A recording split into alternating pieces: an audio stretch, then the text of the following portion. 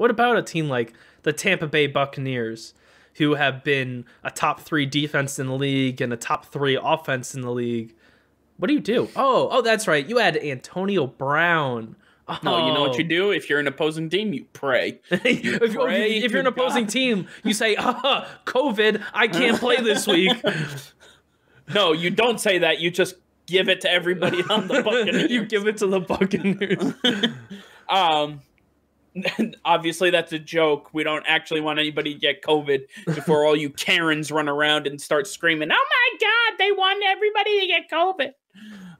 The fact remains that Antonio Brown absolutely was signed by the Tampa Bay Buccaneers.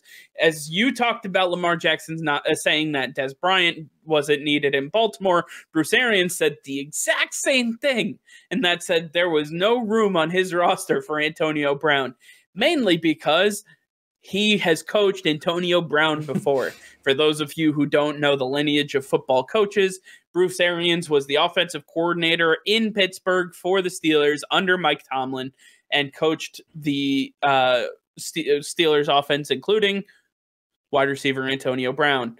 Antonio Brown, obviously coming off his 8-game suspension, his 1-game tenure with the New England Patriots, and adding a strength to his best friend, Tom Brady, adding a weapon to, let's see, Mike Evans, Chris Godwin, Scotty Miller, Rob Gronkowski, should have been O.J. Howard, but Cameron Brate, Ronald Jones, Leonard Fournette, and LaShawn McCoy. Did I miss anybody?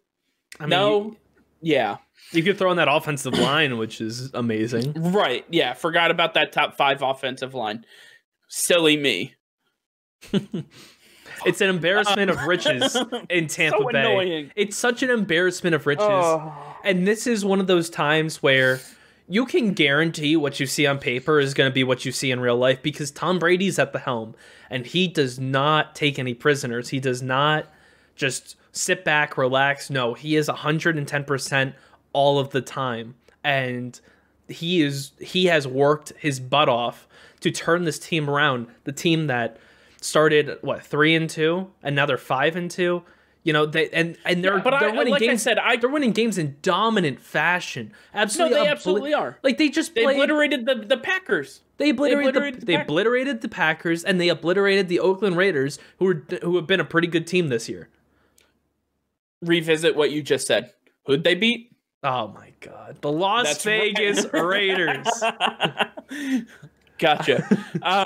No, you're absolutely right. The former home of Antonio Brown. Oh my God.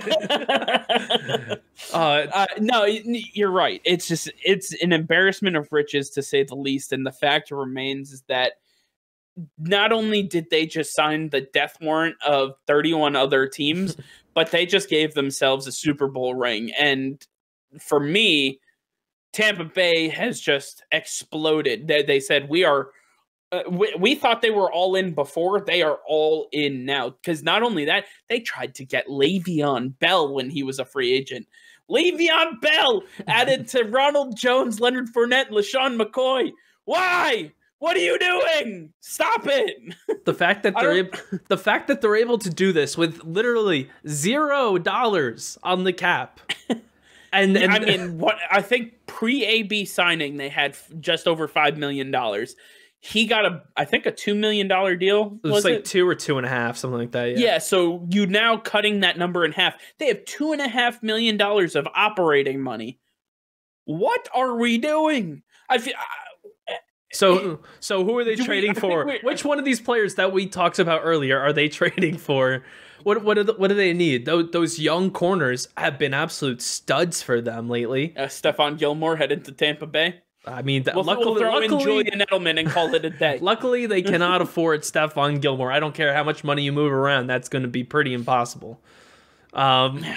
Yeah, I just don't get it. Quinnen Williams, maybe he's cheap.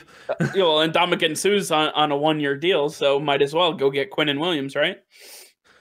Oh man, the fact remains is this is bullshit. And every other team, if you're a football fan and you're not a fan of the Tampa Bay Buccaneers, you're angry, and I'm angry. You're angry with me. Oh no, we all need to come together.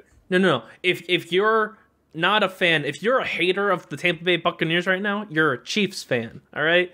Because they are standing in your way of another ring. And when they face off in Week 12, Kansas City is going to be humanized. They will be brought back down to this earth. Humanized by the Las Vegas Raiders. No. This is like part 1 of Endgame. Thanos, aka the Tampa Bay Buccaneers, is going to thrash everybody. They are going to wipe half your team away, and they'll never come back. And this isn't going to be. Here's the funny thing: there is going to be a second part to this movie, right? There is going to be Endgame because they are going to come back. Spoiler alerts if you haven't seen the fucking movie. They're going to come back and they're going to chop his head off because this is only a 1-year deal. After this, their cap is abysmal. They have nothing to do. Everybody just kind of disperses and goes into the abyss. And we never have to deal with this ever again, hopefully. Yeah, this is something. And we kind of thought this coming in to the season, the way this roster was shaping up. And it's much better than I think anybody could have really imagined. For sure. Antonio Brown, he's going to get quite a workload. And I have this on here. Is this what Antonio Brown needs to earn his way back into the league? Is he going to have a future after this year in the league? I believe he will. I think that Antonio Brown, Chris Godwin just had surgery on his finger. It's minor surgery, so he'll probably be back by week 9. The same week Antonio Brown is eligible. Mike Evans is a little bit banged up, but he's still playing. I think he's coming in, he's getting a ring, and then he's bouncing. He's like, see ya. I don't know. This is a guy that lives to compete, lives to play the game.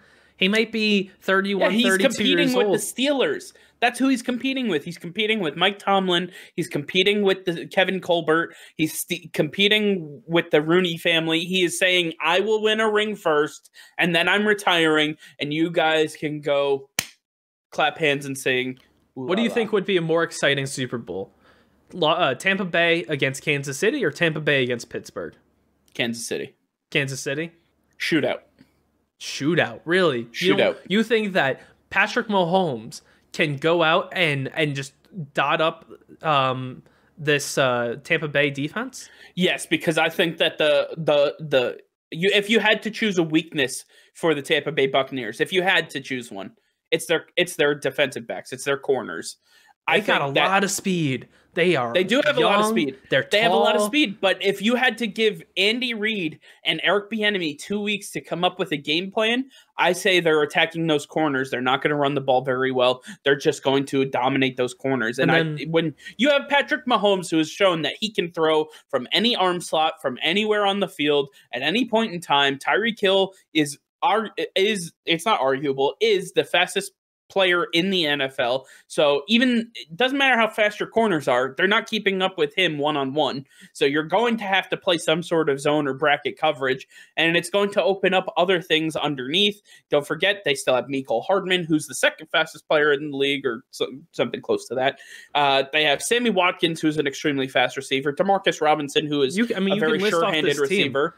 No, I understand that, but you're talking about these corners that aren't going to be able to cover all of these weapons. I think it'll be a shootout. I really do. I think Tampa Bay wins it easily, but it's still a shootout. This defense is better than the Patriots have had in the last few years. And if you remember what Tom Brady and the Patriots did 2 years ago in the AFC Championship game, they just ran the clock away. They did not give the ball to Patrick Mahomes, and Tom Brady remembers that. And he has more weapons than ever to just run this clock out. Who on that defensive line for the Chiefs can stop Rojo and Leonard Fournette? There's nobody. I don't care if you're Chris Jones. I don't care. He can't do it by himself. Chris Jones and Mike Pennell together are really good. Have you seen Rojo run? Have you seen Leonard Fournette run? They run. Yes, I've seen Rojo run. He got me great fantasy points. Until Leonard Fournette came back. Yes. Shut up. I don't think there's a team built up like this team is. Like Tampa Bay is. They are just too strong everywhere. They don't have a big weakness. There's nothing that you can pick apart. Maybe they'll pick apart a safety, but that you might be able to pick apart an offensive lineman. The other thing will be, can they get pressure on Brady? If they can generate very fast, quick pressure on Brady, it'd be very tough. He does not like interior pressure. And if they can generate that, no matter how good this offensive line is, it'd be very interesting. Again, it's not a foregone conclusion that they're going to win. I'm just saying that if I had to bet my entire bank account, I'm throwing it on Tom Brady and the Tampa Bay Buccaneers.